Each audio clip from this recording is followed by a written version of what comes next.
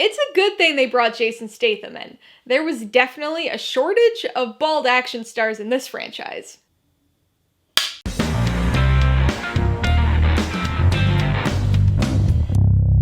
Hey everybody, welcome to Mainely Movies. As part of my Fast and Furious franchise review series, today I'm going to be talking about the 2015 action sequel, Furious 7.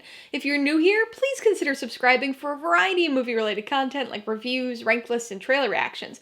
All my reviews include a breakdown of the pros and cons, my rating, and some tailored film recommendations, so be sure to watch through to the end of this video for all that extra content. Furious 7 stars Vin Diesel, Paul Walker, and Jason Statham, and was directed by James Wan. It tells the story of Dom, Brian, and the rest of the crew as they seek revenge on Deckard Shaw while trying to prevent a dangerous device from falling into the wrong hands. The Fast and Furious franchise is such an oddity. It's a series that's changed drastically from its starting point. It's big and action-packed, but it's dumb and melodramatic and ridiculous too. And it's a franchise that's built on the idea and the expectation of continually one-upping itself, of making each new installment the biggest, the best, and the most utterly insane. You'd think that that kind of business model would fail at some point, that eventually there'd be no next level to go to, and that the franchise would hit a creative wall and stall out. But that is yet to happen, and Furious 7 continues in the bigger and better tradition of this franchise, managing to reach new heights not only with the action, but also with the fun, the emotion, and the connectivity of the franchise. With this seventh film, we are well into the second era of Fast and Furious movies. Although ridiculous, the early films in the franchise had an almost grounded quality to them. The stories and the things happening in those stories were still sort of plausible in kind of a normal reality. The fourth film really started to bend that plausibility, but Fast 5 completely broke it and marked a turning point for the franchise, where the absurdity was finally fully embraced. The laws of physics no longer applied, our heroes were basically superhuman, and the stories escalated to ridiculous heights, incorporating supervillains, black ops teams, and tech-based global threats that somehow could only be stopped by our favorite group of street racers. Furious 7 continues with this type of plot absurdity. Luckily, people who are still watching the franchise at this point have accepted that absurdity, so it works. I mean, with all of the stuff these characters have done in the previous 6 movies, is it really that much of a stretch to believe that they're now a covert ops type unit working with the government to save a kidnapped hacker and track down a computer program before it's used to wreak havoc on the world? It's ridiculous, but in a fun, ridiculous way. Because in spite of all the silly tech stuff that's going on in this movie, the central plot is pretty simple. It's a revenge story. Now, we've seen a revenge tale play out before in this franchise, and it resulted in arguably the weakest story of the bunch. Luckily, the revenge aspects here work, for 2 reasons. The first is our villain, Deckard Shaw, who's easily the best antagonist in a Fast and Furious movie. Because not only is he capable and a very formidable opponent to Dom and the rest of the team, but he has a legitimate motivation. The team practically killed his brother in the previous movie. So there's a family bond there, meaning that this is really a double revenge story. Shaw is seeking revenge on the team at the same time that the team's seeking revenge on Shaw.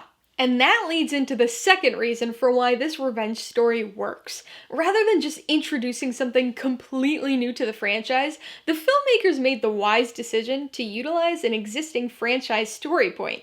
Tokyo Drift had always been the black sheep of the franchise, with essentially no story connection to the rest of the movies.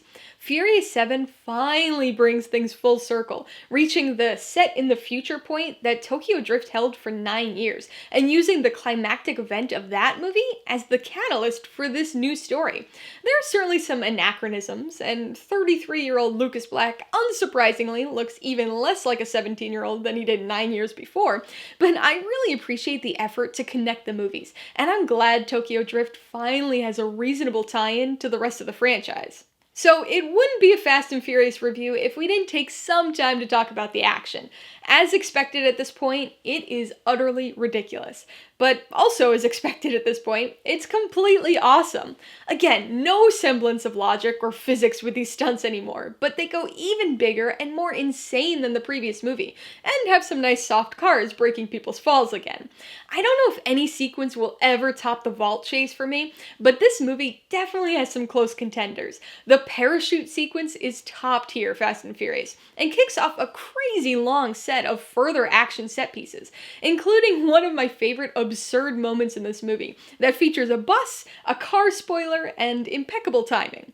I also can't forget to mention the craziness of the Etihad Towers jump, including Dom's ability to somehow lift a 1.5-ton car, or either of Dom's wheelies, both of which always literally make me laugh out loud. Much like the action, this wouldn't be a Fast and Furious review if I didn't talk about the family.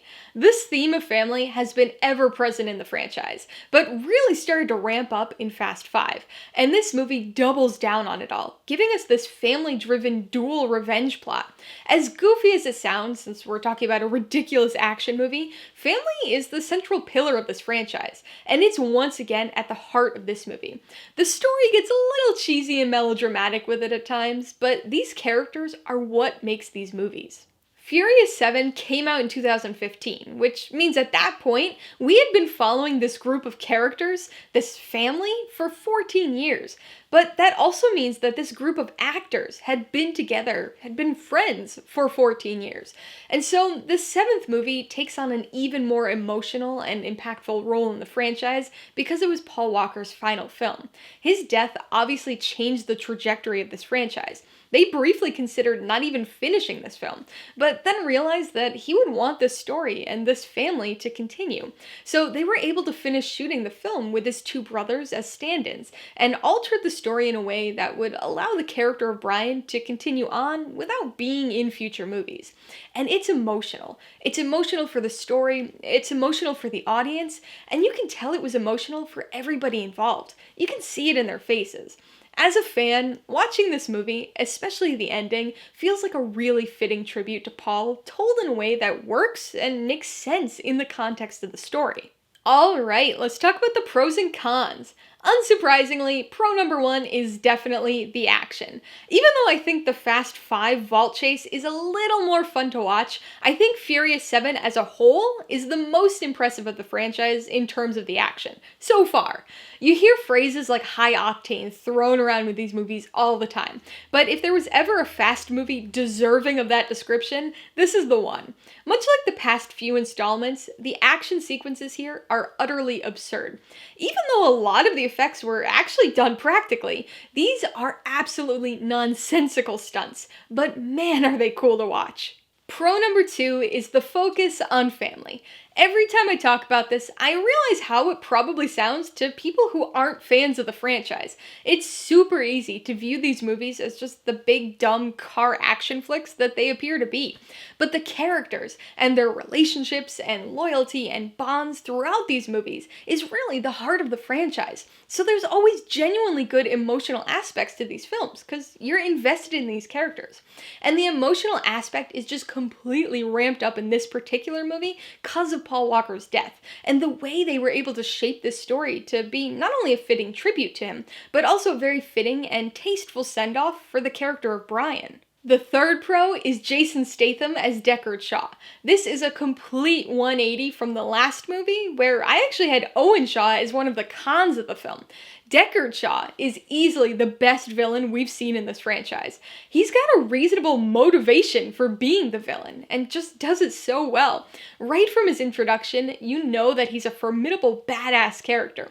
Statham, his personality, and his fighting prowess are entertainingly welcome additions to this franchise. On the con side, the biggest issue for me was some of the editing and camera movements. So this is something that definitely doesn't apply to the entirety of the film, because there's actually some really nice cinematography and transitions in this movie. The long tracking shot at the beginning is a great example of how awesome this movie can be. But starting around the halfway point, some of the action, especially fight sequences, is just edited obnoxiously. Some of it just is far too shaky and quickly cut to even really see see what's happening, like the planned ambush on Shaw.